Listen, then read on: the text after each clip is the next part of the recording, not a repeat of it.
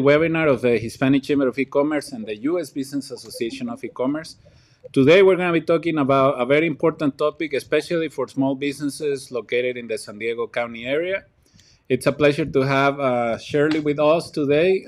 She's a manager at the Port of San Diego. And for all of those that do not know, the Port of San Diego does a lot of business with small businesses in the area, and that's what we're going to be learning today. What's the process? Where can we go and register our business? What certifications we need to have? All that good information that Shirley is going to provide us today. Shirley, welcome. Thank you very much. Good afternoon. Thank you for having us. No, thank you so much for taking the time to join us today. So, I know that you're going to do a better presentation, introduction, of yourself. So I'm just going to pass the mic to you, and then we're going to start with your presentation.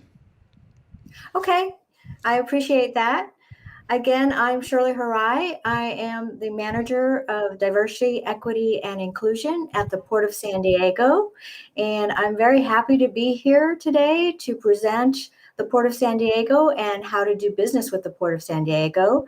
I wanted to first sort of get a little bit of introduction of myself so you know who you're talking to and feel comfortable in contacting me afterwards. And then I want to talk a little bit about the Port of San Diego so that you understand who we are, what we do, and sort of where you fit in terms of business opportunities with the port. And then, of course, I will end with how to do business with the port and all the intricacies like certification, where to find our contract opportunities, where to get registered, and so forth. And then, of course, I'll be available to answer any questions. Okay, so why don't we just go ahead and get started? So this is the Port of San Diego. We kind of affectionately call it Port 101 so that you get to know us. Next. The port's responsibilities are outlined in our governing legislation, which is called the Port Act. The Act directs the port to manage the bay and tidelands on behalf of the citizens of the state of California in a manner that promotes commerce, navigation, recreation, and fisheries while balancing the use of these areas. Our area consists of 34 miles of waterfront prime real estate. As you can see from the map, our jurisdiction includes tidelands from San Diego, National City, Chula Vista, Imperial Beach, and Coronado. And if you notice the numbers, our submerged tidelands is about 80%. Next. The port is governed by a 7-member board, each of which is appointed by the city councils of the respective cities.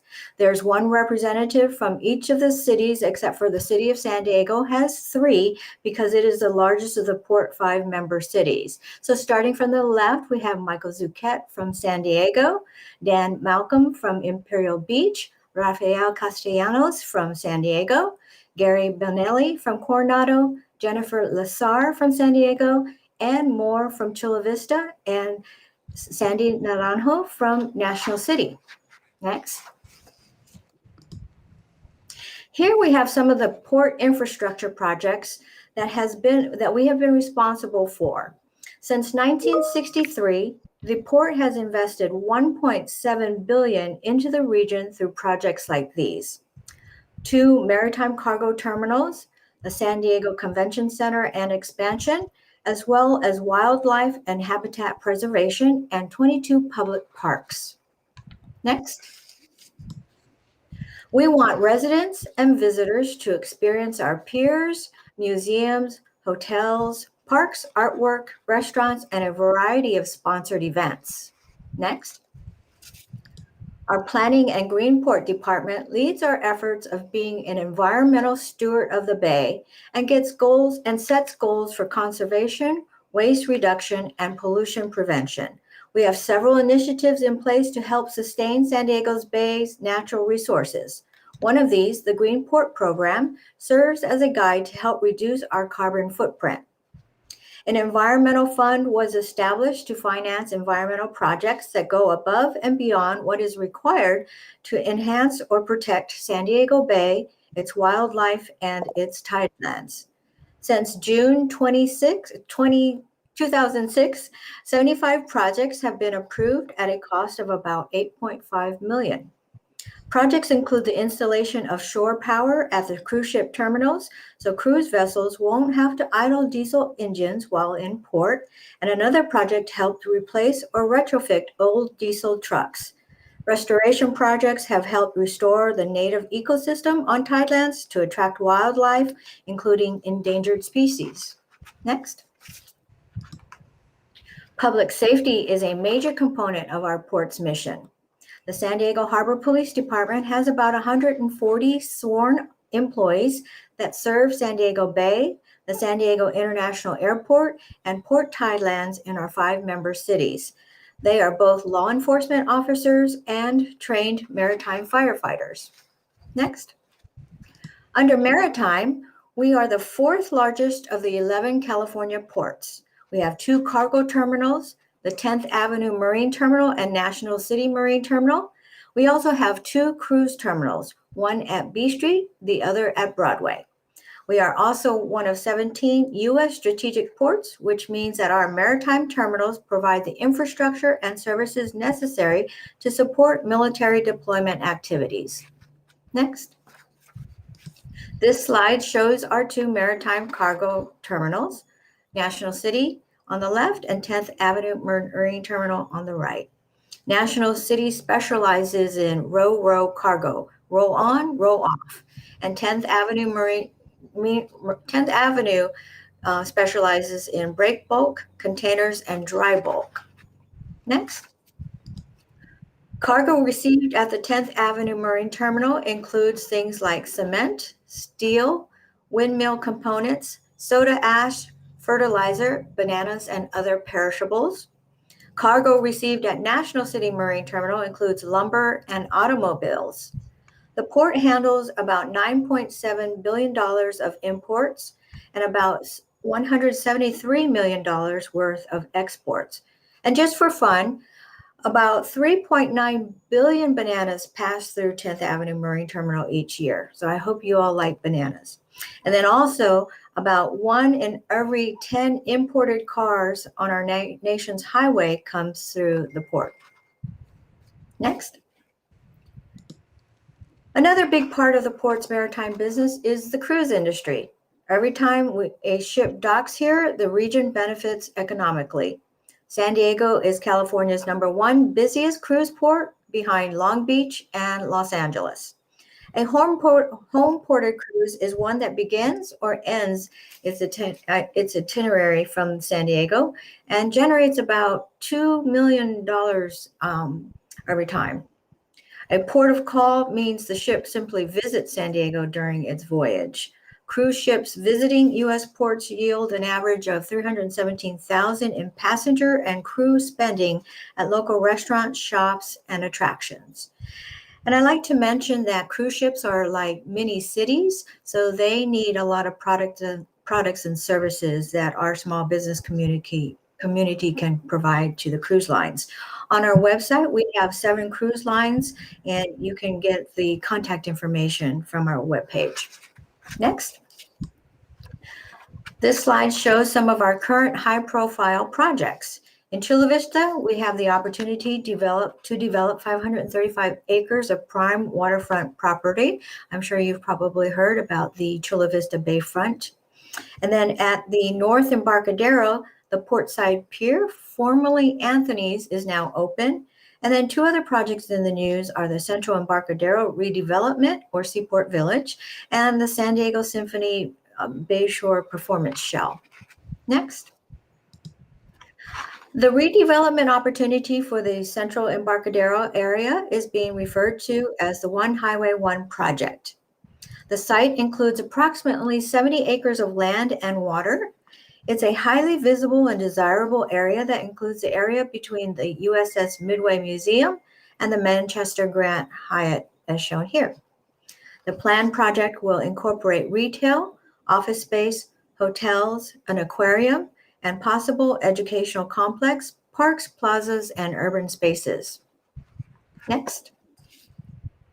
The Chula Vista Bayfront Master Plan is the largest waterfront development opportunity on the West Coast at approximately 535 acres. When completed, more than 53% of the plan will be dedicated to the public realm, including parks, open space, habitat preservation, roads, and waterways. In February of 2015, the port entered into an agreement with Redevelopment, RIDA. They will be building a resort hotel and convention center, along with other potential development within the Chula Vista Bayfront. Next. The port and the city of Chula Vista have been pursuing redevelopment of the Bayfront into a real destination for residents of the South Bay as well as for visitors to the region. The Chula Vista Bayfront project is designed to become an important asset for the San Diego region, the South Bay, Chula Vista residents, and coastal visitors. It envisions a world-class destination, a unique place for people to live, work, and play. It's 535 acres and covers both the jurisdictions of the city of Chula Vista and the port. It's broken down into 3 districts. The Central Harbor District, which is about 280 acres, and it's where the commercial density will be located. The Northern Sweetwater District, consisting of 130 acres. It will contain a signature park, an RV park, and some mixed-use commercial space, along with ecological buffers and seasonal wetlands. And then the Southern Otay District is where we have industrial business park space, another RV park, a public park, and additional ecological buffers to preserve and protect key habitat areas. At build-out, the Bayfront will include more than 200 acres of parks, open space, a shoreline promenade, walking trails, RV camping, shopping, dining, and more. About 3,000 hotel rooms, 600,000 square feet of restaurant, retail, and marina-supported uses, and 220,000 square feet of mixed-use commercial, recreational, marine-related office use. Next. The resort hotel will be a Gaylord Hotel called Gaylord Pacific. Gaylord is part of the Marriott Hotels. Chula Vista will be Gaylord's first West Coast location. Mortenson McCarthy joint venture is partner with Redevelopment and HKS Architecture, and they will be constructing the facility. To register for project information from Mortenson McCarthy, you can go to their website, which is mmjvgp.com. Next. Our last project, one of our biggest projects, is updating our port master plan. The port's existing plan was certified in 1981 by the California Coastal Commission and has never had a comprehensive update, although it's been amended about 40 times. The port is now updating its port master plan to reflect changes in the needs and priorities of Californians and the region's growth since the first plan was approved in 1981, which was nearly 40 years ago. The port's master plan designates specific areas for maritime, recreational development, and for environmental purposes. The port's objective is to create a holistic, thoughtful, and balanced approach to future water and land uses for generations to come. This year, we released a discussion draft of the Port Master Plan update for public review and feedback, and we are reviewing the comments and revising the draft. Port staff is targeting certification by the Coastal Commission by the end of 2021. Next. So now we get into how to do business with the port. Next. First of all, the Port of San Diego has an equal opportunity contracting policy under which we want to make sure that any business that wants to do business with the port has equal opportunity to participate. Under this policy, we seek to make sure that small businesses have equal opportunity to participate and get a piece of the pie, so to speak. Next. To help facilitate small business participation, we have a small business program, which includes outreach and technical assistance, sort of workshops like this. We establish small business goals on a project-by-project basis.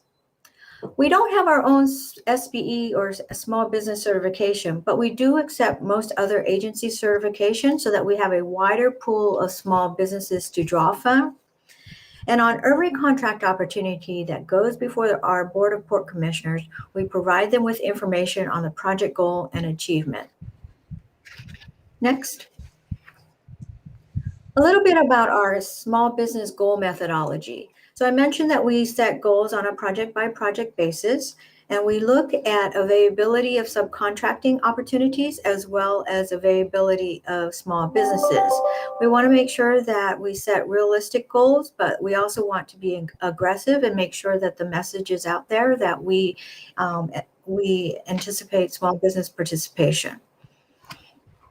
So one of the things I wanted to mention here is it's very important that you are registered so that you're out there and part of our availability data, which allows us to set goals. Next. So the requirements that we have under our small business program on our public works projects, which are a low bid requirement, we must award to the lowest responsive bidder. And in order to be responsive, you must either meet a goal or make a good faith effort. If you do not do one of those two things, then we will go to the second lowest responsive bidder or the second low bid. And we have done that before in the projects, on our public works projects, where either the goal was not met or a good faith effort was not demonstrated. On our best value opportunities, like our request for qualifications or request for proposals, we do have a standard evaluation matrix. And then on top of that, we have bonus points for small business participation, disabled veteran business or disabled staff participation, veteran status of the business, and where applicable, any ADA or Americans with Disability Act enhancements for access. Next. We are a public agency, so I did want to include this to kind of show that we are governed by a lot of rules and regulations, whether it's federal, state, or local. This is not an exhaustive list. It doesn't even begin to identify all of the things that we have to abide by. I did want to highlight one area, which is our Board of Port Commissioner Policy 110, which sort of governs our thresholds with regards to dollar amounts. So anything in various categories, but in general, anything that comes close to $125,000, we must do formal competitive bidding. So we would post our solicitation on our vendor portal, which is called Planet Bids.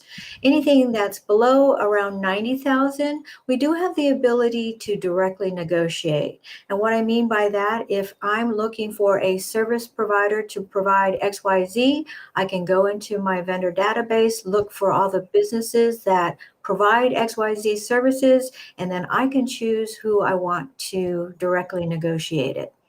Okay, so it's very important, and I'll get to it. It's very important that you are registered in our vendor and that you are in all the various categories that apply to you, so that when I'm choosing if I have the opportunity to purchase something or procure a service, I am certainly going to be looking for small businesses. Next. Insurance is also a requirement, as it is with most contracts and certainly for public agencies. Our risk management reviews all solicitations and agreements for exposure to risk. Insurance is generally about $2 million in the aggregate, but subject to change based on services provided. Next. I wanted to share with you a little bit about our outreach so that you kind of get familiar with it. And if you know of any other best practices that you want to share with me, I would love to hear it. We don't like to have to reinvent the wheel, but yet we want to be innovative and relevant and provide the services that our small business community needs. Not what we think you need, but what you really do need in order to be successful. So we do a lot of outreach webinars. I go to a lot of organizational monthly meetings, business expos. We do presentations on how to do business with the port, labor compliance requirements, a little bit more about what the port is all about. We do have our Planet Bids portal, which I'll talk to you a little bit about later. And then also, of course, media, social media, advertisements, anything that we can do to get the word out to our small businesses, even if it's just my name and phone number, so that you can call me and ask your questions to learn about more about us. We do utilize the certifications databases from the state of California, California Department of Transportation, Small Business Administration. The city of San Diego has a local small business database, and a couple, but those are the main ones that we use. I do want to mention that the port is part of what's called the Public Agency Consortium. This is a group of agencies that have small businesses, and we get together to kind of collaborate as much as we can to make it easier for our small business community. As an example, certification. Certification is somewhat of a work item where you have to go through a process to get certified. Once you get certified, then you're done. Well, some agencies require certain certifications, while others may have reciprocity amongst many. We wanted to try to make it as easy as possible for small businesses to get one certification and be certified with all. Sometimes that's a little complex because we have different funding sources and different requirements, but that's kind of an example of, we know certification is a big deal for small businesses, so we want to make it as easy as possible. The other thing we coordinate is expos. So rather than having when we do have an outreach event, we invite our PAC members so that you can meet all 21 of us, as opposed to going to 21 individual expos. So that's one of the areas that we're trying to help our small business community as well. Next slide. So I have mentioned registering as a vendor. So the Port District does use Planet Bids as our vendor portal. And so I highly encourage all of you, if you are not already, to go get certified in our Planet Bids portal. Now, other public agencies do use Planet Bids as well, and you need to know that each agency has their own portal. So you cannot get registered once and then you're in everyone's database. You have to get registered in each individual agency portal. Sorry to have to do that. That's just the way it's set up. There is no cost, and there is no cost for any of our information that we do post. Planet Bids does have another service where they do provide services for cost. But to get registered and to find out information about Port District projects, there is no cost. So there's some instructions on how to get registered as a vendor, and it will also show you how to download or look at our contract opportunities, which I think is on the next slide. Yes, and so I always look at our Planet Bids portal and the contract opportunities as a resource. When you are interested in a contract, please be sure to download the document, and then also look at the plan holders list. These are the other companies that have said, I'm interested in this project. Perhaps they may be a joint venture, a partner, a subcontractor, or provide you with information on potential subcontractors.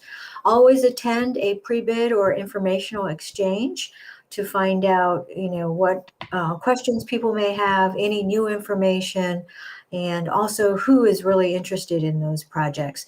And then also you'll hear from the project manager about the particular solicitation. There'll always be questions and answers that are posted, any addendums which are necessary in order for your bid to be complete.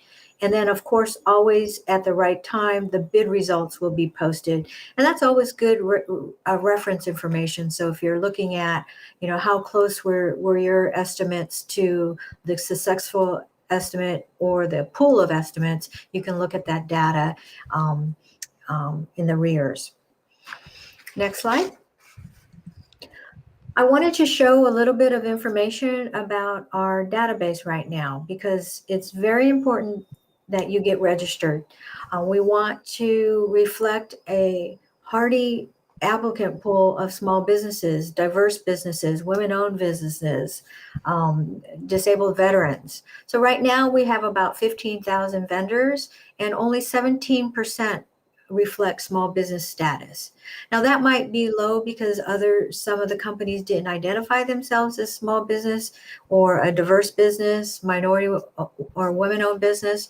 But right now, this is what the data reflects. So we are taking a lot of time and effort to contact the public databases and getting minority, women, disabled veteran, and small businesses registered into our database. We do use this to notify businesses of contract opportunities, but we also use the public databases to notify.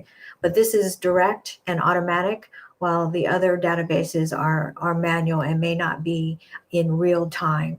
So again, please get registered. If you have any question about whether you're registered already, at the end of the slide presentation is my contact information.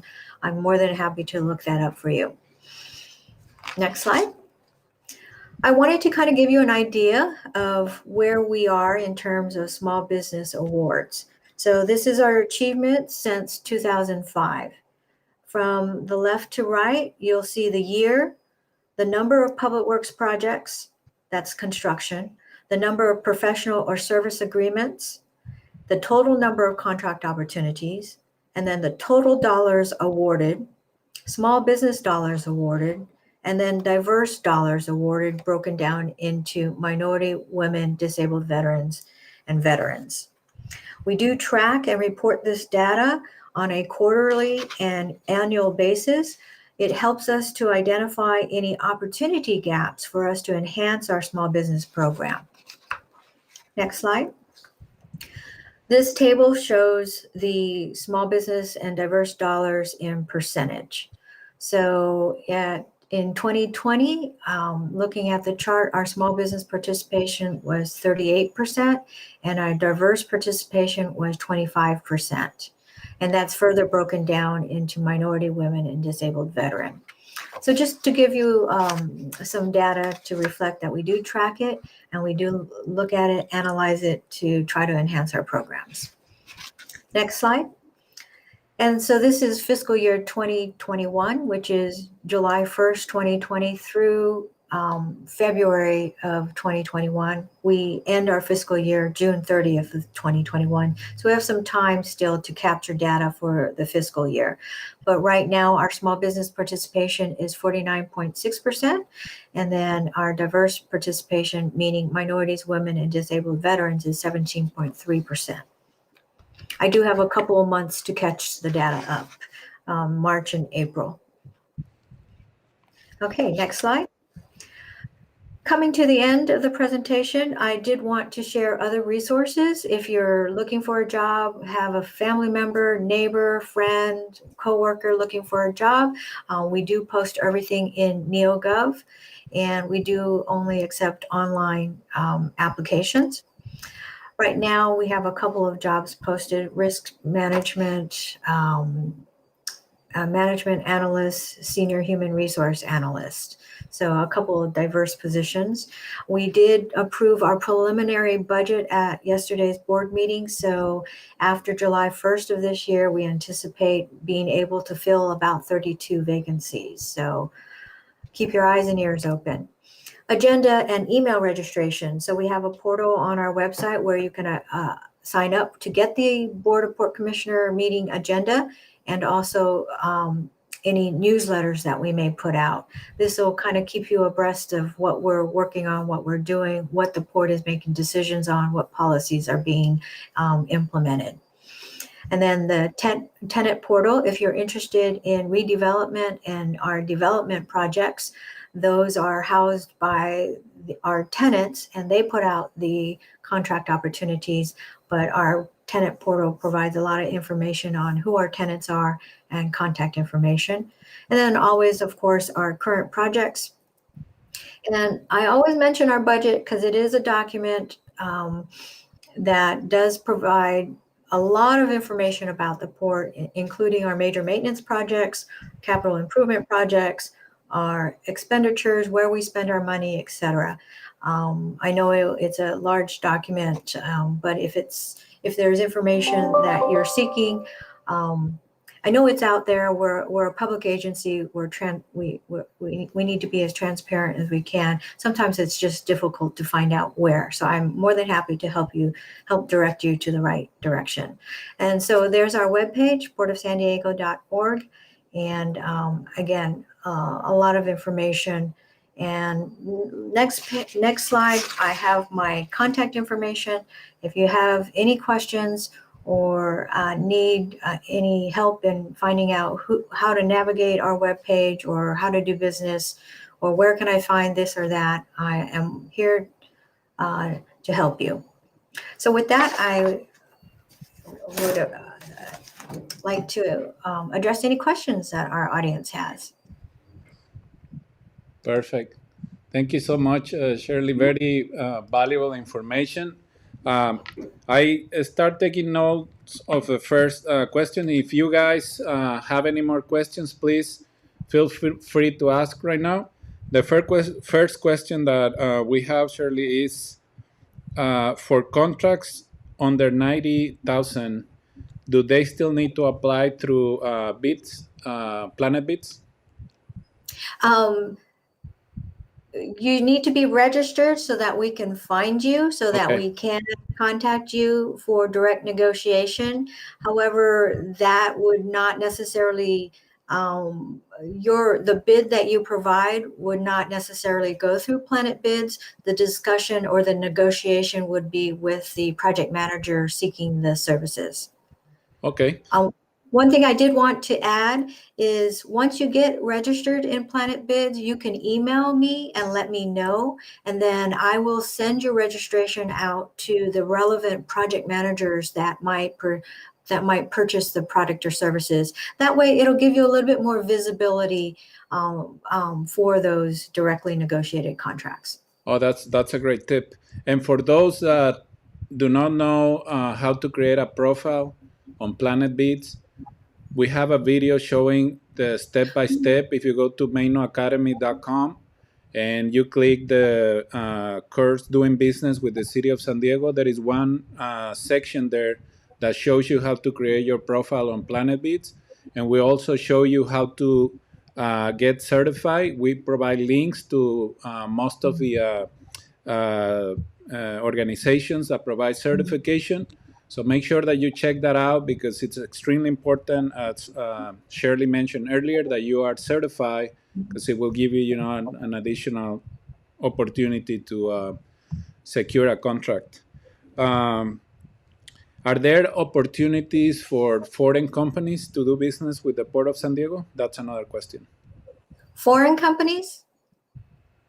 Yes. As long as they have all of the requirements for business, what I might suggest is taking a look at one of our solicitations to see what the specific requirements are.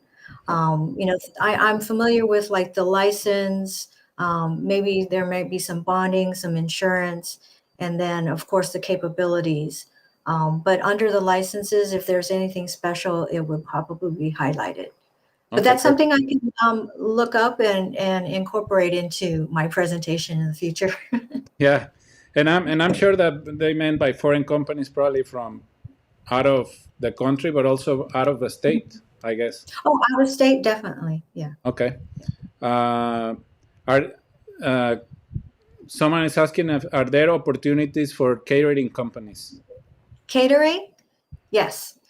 We do have a lot of sponsored events, so there would be that opportunity. And we do have other events that department by department or team by team would sponsor, which would include catering. As an example, we generally have a port family picnic, which is generally catered. So that would be an example. So yes, if you have a catering business, then definitely get registered. Let me know that you're registered and then we can send it out. And that was a great question by Casanova Fish Tacos. So I'm sure that the poor would love to have some fish tacos at some Yes. of their events. So there you go, Hector. Make sure that you fill out the application and you are in their database. As just to piggyback on this question, when you refer to professional service agreements, what industries or services do they do usually fit within this category? Just to give our audience an idea. Okay, good question. Yes. So we have a lot of environmental, um,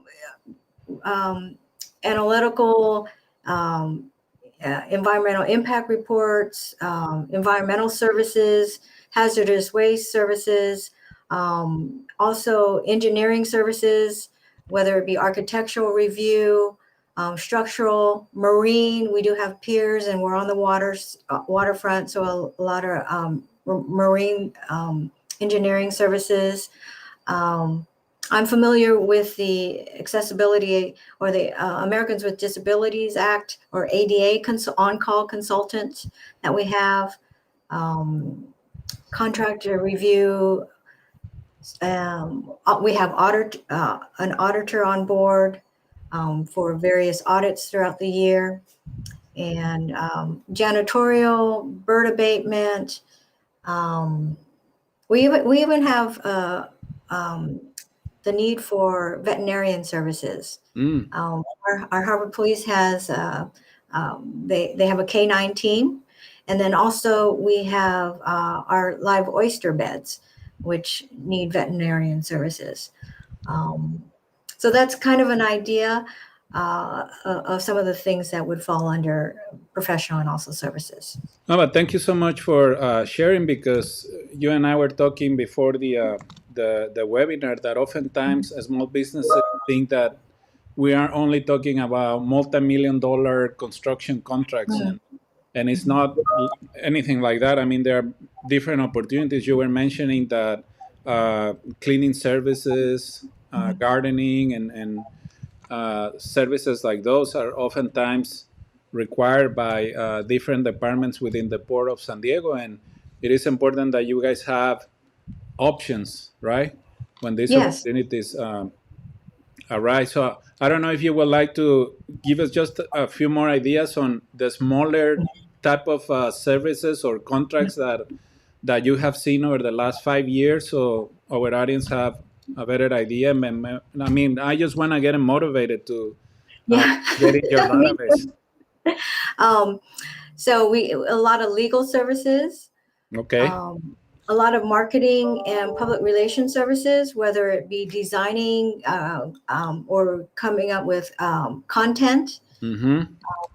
I'm trying to think of all the different departments that we have.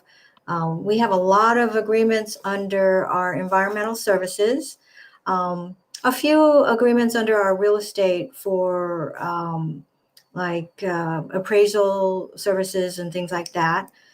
Under our general services, we have a lot of maintenance type agreements, HVAC maintenance. Does that include like maybe painters, like drywall contractors, things like that? Yeah, so that would be some of our public works contracts. Okay. Yeah, we do have a general service department and a staff of our own painters, carpenters, electricians.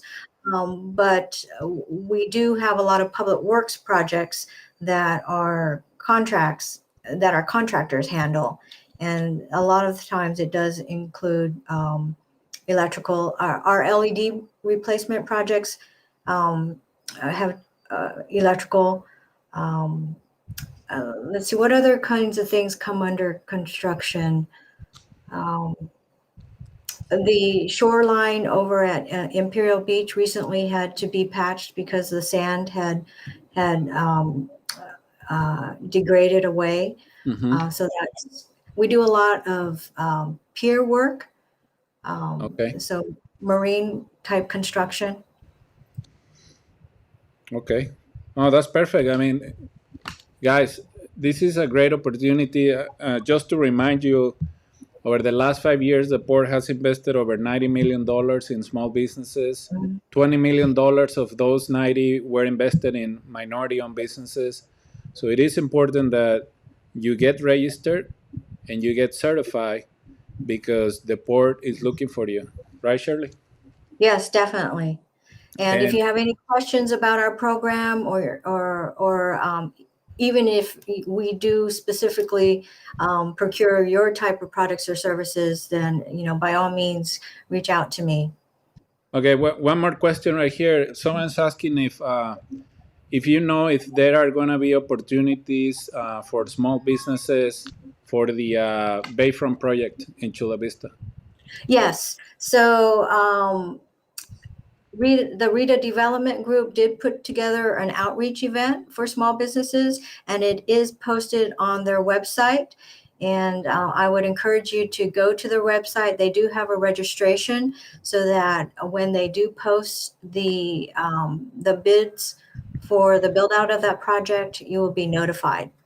What's So what's the website again, if you can? that was the Mortensen McCarthy, Okay. and it is mmjvgp.com.